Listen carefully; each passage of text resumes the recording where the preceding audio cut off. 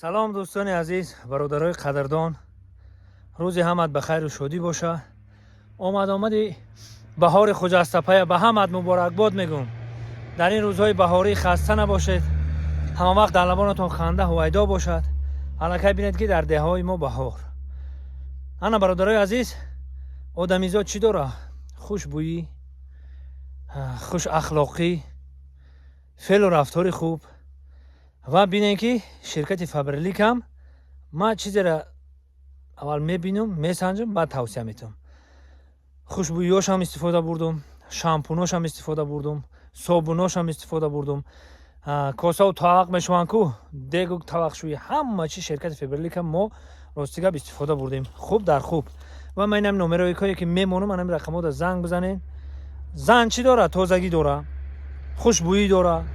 مردم اینچونین باید خوشبو باشد، تازه باشد. برای تازگی ما و شما، تازگی هم برای سلامتی. خوشبویی پیغمبر خدا گفته بود که وقتی که به مسجد میرین خوشبویی بکنین. ما شما را توصیه میتونم، این شرکت فبرلیک به نهایت چیزای خوب داشته. راست دیگه ما استفاده بردیم، اینا چند ماه میشه استفاده میبریم. ما شما را توصیه میتونم شما هم استفاده ببرین. این رقمو زنگ بزنین.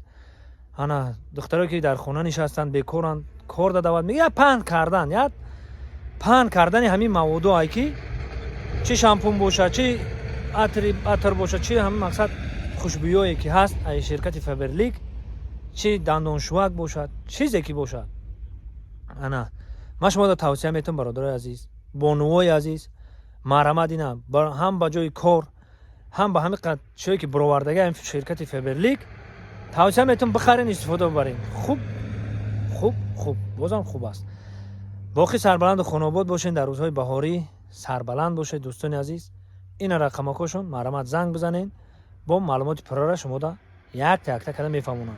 کسانی که بیکارن با کار دعوت میکنن شرکت فبرلیک، کسانی که میخوان بخرن و استفاده ببرن، اینا برای زکات شما. باقی تنصت و خانواد باشین. خداوند یار و مددگارتان. زنده باشید دوستان.